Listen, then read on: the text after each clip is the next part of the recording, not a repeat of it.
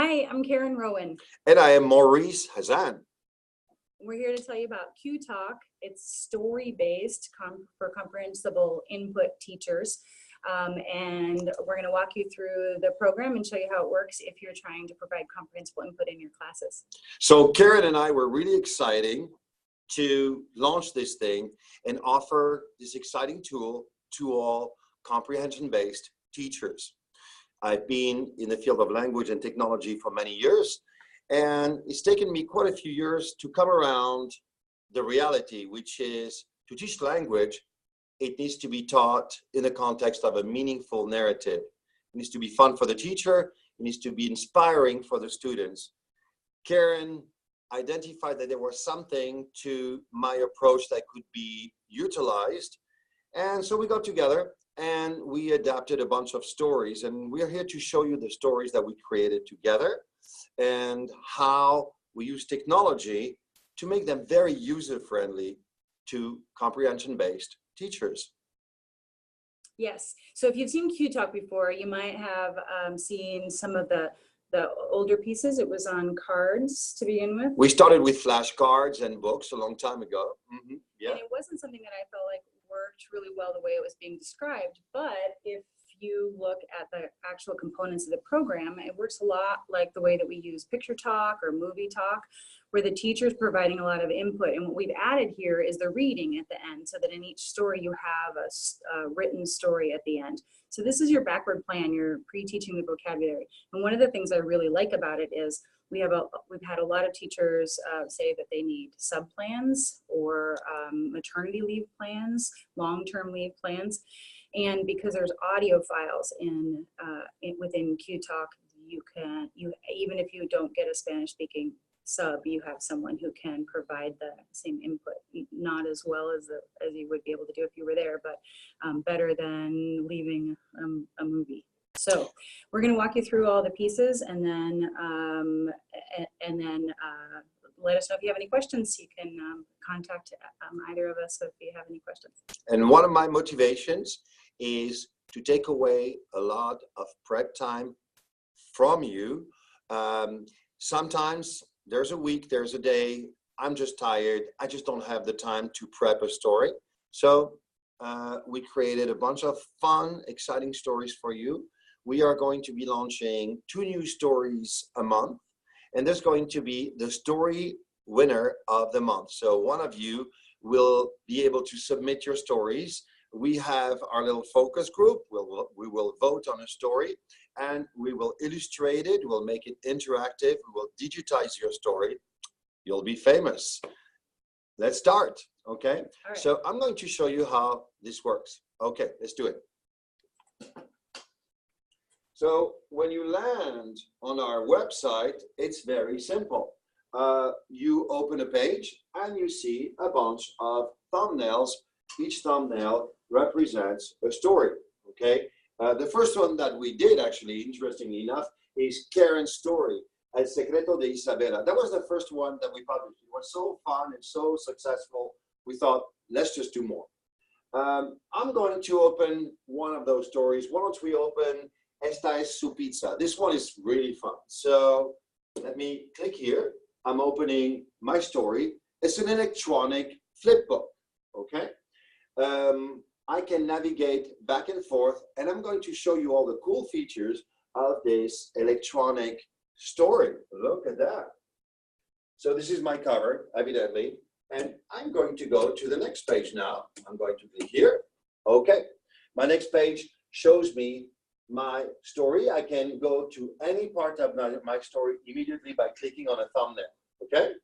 If I go to my first page is a direction tool. It tells you, well, how do I use this? What buttons do I click on? So because this is a video, it might not be very clear, but trust me, when you open this on your computer, it's very, very clear. The resolution is beautiful, okay? So here we tell you in detail what to do and where to click, but I'm going to do this for you right now anyway. All right, so let's do this. The next page is, well, what is the vocabulary included in this story? We focus, and from the beginning, one thing that Karen and I and TPRS teachers and comprehension-based teachers we had in common was high frequency vocabulary. Another thing, of course, is I walk away from grammar unit. We all know this is not the way language works. We focus on high frequency vocabulary so you can see what is included in your stories. Now, my story starts. It's the characters are very comical. This is taking place into a pizza parlor. Okay. Okay. Let me go ahead and start here and say, even though there's no text on the page at all, here, this is where I would start doing my starting out with the story and asking questions. What do they see? And really involving the students and looking at the picture, and the input provided here is all by me. This is just like doing a picture talk. That's right. All our tools are teacher-based. I personally do not really believe in software for people to self-teach. This is not my philosophy. The teacher, the soul of the teacher, it needs to be in the classroom. Okay, so it's teacher-based. Good. Now I'm going to my next page. And on the next page, well, what do I read here, Karen? What is written here? El teléfono suena. This is the part that I wanted. I want to be able to see the reading with it. I want to be supporting them in seeing the words with the pictures as quickly as possible. And then just when I continue giving input about what's happening in the story, then what they have is they're starting to identify with the words. So even at the elementary level, if they aren't reading yet, they're seeing it. It's up there. But there are other options. Okay. Now, for those of us who would like to convey the meaning of the words, in this particular case, it's fairly simple, right? El teléfono suena. Intuitively, the children, the students are going to look at the text, they're going to hear you say it, they're going to look at the scene, they're going to see the phone ring, and they're pretty much going to correlate that, yes, the phone is ringing. In some cases, of course, it is not that intuitive, right? So we produced a really phenomenal tool for you. Check this out. Here, towards the bottom right part of my screen, I have some buttons that I can click on and off. Let's say that I would like to explain what el teléfono suena means.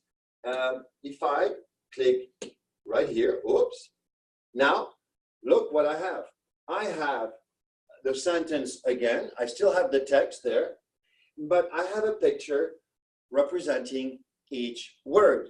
So what attracted Karen to the concept is the fact that we created a library of vocabulary, of visual vocabulary, not simply representing objects, but representing verbs, adverbs, prepositions, conjunctions, representing very abstract concepts of the language. And with this icon-based generation, our students have iPhones. They all intuitively understand icons, okay? Our icons are very much inspired by the way they are designed in this modern world, this modern digital world, okay? This also gives us the visual support so that if you're trying to do something like tell a story, but your artistic skills aren't that good, and then you have all the support for anything you would want to say. I can't draw at all. Right. And you know, and frankly, sometimes in my classroom, I'm tired and I just don't have the energy that particular day to be acting out something. So I can use my icons to support my conveying of the words. Now, if I click on the captions, I can actually hear the sentence. That's pretty cool. Now look at this. Let's say that I move on in my story here. I keep progressing in the story. Now you see that then we're starting to have more longer sentences. The sentences tend to be more complex, okay? Remember, I can switch back to text only. I can do that. Let's do this. Now I switch back to text only. I can still click here to hear the sound. Hola, mamá pizza. Okay. ¿Puedo ayudarle? Oh, now that's a fun story. I can click here to hear the answer. The customer is requesting. Yo quiero ordenar una pizza grande. That is so cool. So Now, if you're comfortable with your Spanish, if you're a Spanish teacher who can just keep going with the input at this point, I'd start asking questions. Like if I would ask my students for what they would want on a pizza so that they're part of the story. And Maurice doesn't do that acting out of the stories, but I would still do that. I would still have my actors up just like we often do with movie talk.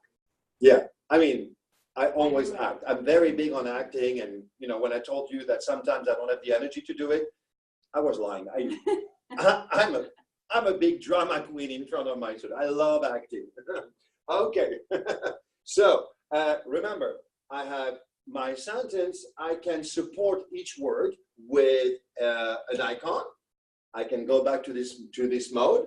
I can still click to hear. Hola, mamá pizza. I can still ¿Puedo click. ayudarte? That's right. Now, let's imagine that I have been going through a few pages, and now for the fun of it, now I am comfortable that the input has been clear. I'm comfortable that my students are enjoying what they're seeing, and I'm sensing that my students are like, you know, they're at this point where they might want to produce a little output, maybe, right? And one thing I can do to do a fun memory game if I want, I can start removing the text if I want. And now look what I have. All I have left is some pictures.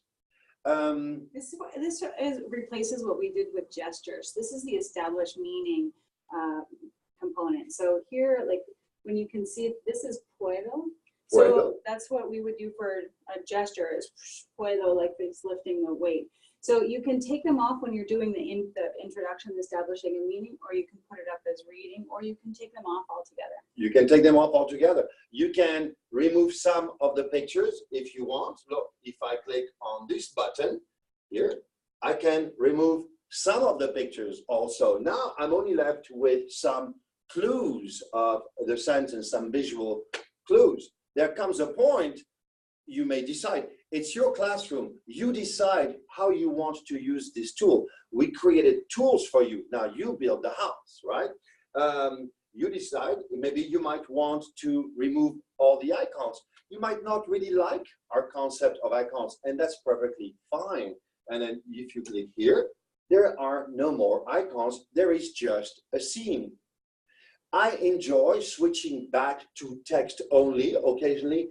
I noticed my students enjoy the confirmation of their understanding. They don't always need the icons to support their the understanding of the story. So I can simply go straight to, you know, text-based story with some scenes, and I can easily navigate to the next scene over and over.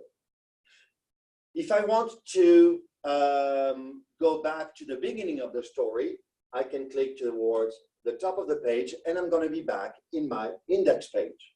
Can you show us the reading at the end? We actually added this to the stories because I really want the reading to be standalone so that students have the opportunity to read it, but also he added that it's downloadable. So the story at the end, you can download it and have a printed page that you can That's right. you can reflect it. So if I click here, I'm going to land on this page, and now I have my story presented in the form of text only. And if I want, I can download it and then I can print it. It's that simple. We do this for all our stories. So it's a very user-friendly tool. Use it the way you want. Within the guidelines of maybe comprehension-based teaching, I think you're going to find this very useful. Okay. Any other components that we should talk about before we go? This is basically how the stories work, and in all the different parts. And there are several stories, and we're going to continue to add more. And then also have the story competition. So if your class has a great idea for a story and wants to submit it, then it could end up here. And Yeah. then you'll have access to everything that's added. So please submit stories. Submit stories. Yesterday I was in a school district, and we went through one of the stories, and one of the teachers said, "Oh my gosh, I actually have the continuation of your story, but I don't know how to illustrate it." She explained our story to us, a group of teachers, and I said, "Absolutely, this is a natural follow-up to this other story that we have." So if one of our stories inspires you and you say, well, then after the pizza, I want them to do this or that, let us know and we'll do this for you. The motto of our company is, if you can think it, we can do it. Okay, so thank you. Bye-bye. I hope you enjoyed this short presentation. Thank you, and please let us know if you have any questions, either of us. There are a lot of other components of the program that you'll see as you get to the website, and if you have any trouble navigating anything or want more information on how to be trained to be able to use it as a comprehension-based teacher, let us know. But this was Comprehensible Stories. You can go to that website, you'll get here, or QTALK, and click on CI Teachers. Right, go to QTALK, click on CI Teachers, and you'll find what you want. Thank you. Bye-bye.